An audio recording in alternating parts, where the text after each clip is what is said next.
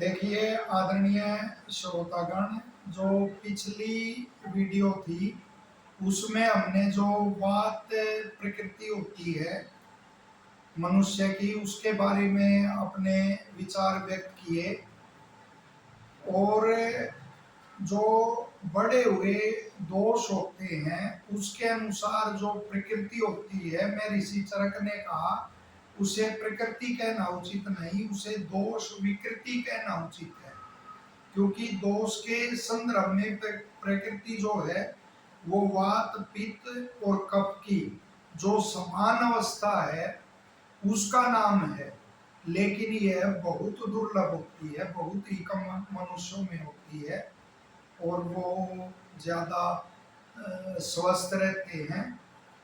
तो हमने पहले भी बताया आपको कि कुछ तथ्य ऐसे प्रस्तुत करेंगे कि अन्यत्र यह जानकारी बिल्कुल ही दुर्लभ मिलेगी आपको। तो उसके लिए जैसे हमने पहले भी आग्रह किया, सत्य विद्या के प्रचार के लिए आप जरूर इस चैनल को सब्सक्राइब करें और शेयर करें, ताकि सत्य विद्या का जो गूढ़ रहस्य है वो अधिक से अधिक वो फैल सके। तो वो जो दुर्लभ तथ्य है वो बता रहे हैं आपको। यदि जन्म से ही किसी की वात प्रकृति है या पित्त प्रकृति है या कफ प्रकृति है तो वो उसके लिए हानिकर नहीं होती, यदि उसी अंश में उसको रखा जाए। और उदाहरण दिया है ऋषियों ने, विद्वानों ने, कि जैसे सर्प को विष हानिकर नहीं होता तो इसी तरह उसको भी वो हानिकर नहीं होती। हाँ, लेकिन जब दोष बढ़ जाते हैं तब वह हानिकर होती है। तो आज हम जो पित्त प्रकृति है मनुष्य की, कि पित्त प्रकृति का मनुष्य कैसा होता है, क्या सावधानियां उसको रखनी चाहिए, तो उस विषय में प्रकाश डालेंगे। देखिए जो पित्त के गुण ऋषियों ने बताए हैं तो उसमें कहा है सस्नेहम उष्णम तीक्ष्णम च दर्वम अम्लम सरम कटु। ये पित्त के गुण हैं कि स्नेहम सन्निग्धता उसमें होती है, सन्निग्धता युक्त होती है यानी रुक्षता नहीं होती, उष्ण होती है, तीक्ष्ण होती है, द्रव होती है यानी ठोस नहीं होती, और अम्ल होती है, और सर होती है बहने वाली, और कटु होती है। तो ये गुण पित्त के जिस मनुष्य में है तो समझ लो उसकी प्रकृति पित्त है। ऐसे मनुष्य को जो उष्ण आहार है और या उष्ण समय है या उष्ण देश है वो उसको सहन नहीं होता, और जो उसका शरीर होता है उस पर अधिक तिल होते हैं और फुंसियां होती हैं। तो इस तरह पित्त प्रकृति वाले की ये पहचान होती है। धूप में यदि वो रहता है तो आंखें उसकी वो हो जाती है, लाल हो जाती हैं।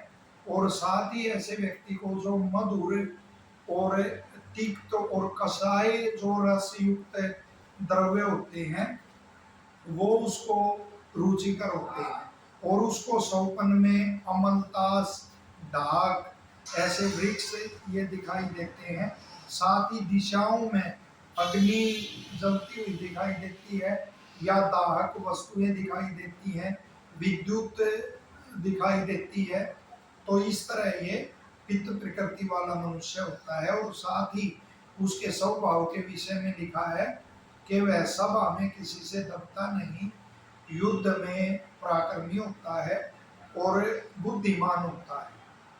और सबसे बड़ी बात ये देखिए कि पित्त का मन पर क्या प्रभाव होता है। जैसे हमने वात का भी मन पे प्रभाव बताया और पित्त का मन पे प्रभाव होता है। तो आयुर्वेद के ऋषि लिखते हैं कि मन का स्थान हृदय में है, और जो हृदय में है वो साधक पित्त रहता है, और वह वहां से जो तम है उसको दूर करता है। तो इस तरह से पित्त यदि वहाँ साम्य अवस्था में है, ठीक अवस्था में है, जन्म से जो प्रकृति है उस अंश में है यदि, तो वो मन में जैसे उसका मन धैर्य, शौर्य और बुद्धि आदि इसका प्रेरक और वो फिर होता है, इन चीजों का साधक बनता है मन। और यदि यह पित्त अंश में घट जाता है जितना आवश्यक है, या जन्म से जो पित्त प्रकृति है जिस अंश में, उससे यदि घट जाता है तो फिर निद्रा, तंद्रा और अरैती यानी हर समय बेचैनी आदि रहना, ऐसे लक्षण उत्पन्न हो जाते हैं। और यदि बढ़ जाता है तो क्रोध, चिड़चिड़ापन और भ्रम, मूर्छा आदि ऐसे लक्षण उत्पन्न होते हैं। तो इसको साम्य अवस्था में ही रखना चाहिए। और हमने जो बताया कि मधुर, तिक्त और कषाय इस रस के युक्त जो द्रव्य हैं वो उसके अनुकूल रहते हैं पित्त प्रकृति वाले मनुष्य के। और जो कटु द्रव्य हैं या अम्ल हैं, खट्टे या लवण हैं, सेंध और लवण को छोड़कर और ज्यादा वैसे लवण हैं, तो उनमें उसकी वो पित्त बढ़ती है।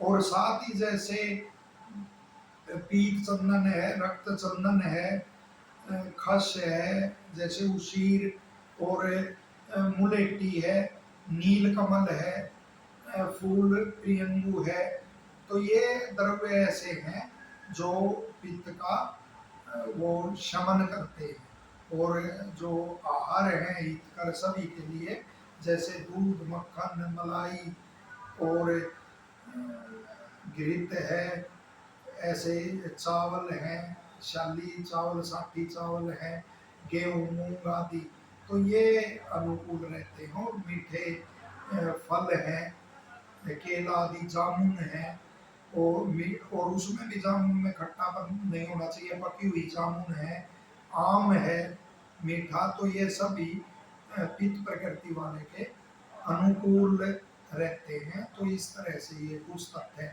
आपको बताए। और भी आप जानकारी इसकी ले सकते हैं, तो अपनी प्रकृति की जानकारी होनी चाहिए कि आपकी वात प्रकृति है या पित्त है या कफ है। और जैसे आपको बताया था कि वात वाले के लिए यदि बस्ती सबसे अनुकूल है बढ़ी हुई वात को शमन करने के लिए, इसी तरह पित्त वाले के लिए विरेचन, बढ़ी हुई पित्त को नष्ट करने के लिए विरेचन उत्तम है, लेकिन वो योग्य वैद्य के उससे करना चाहिए, उसके परामर्श से।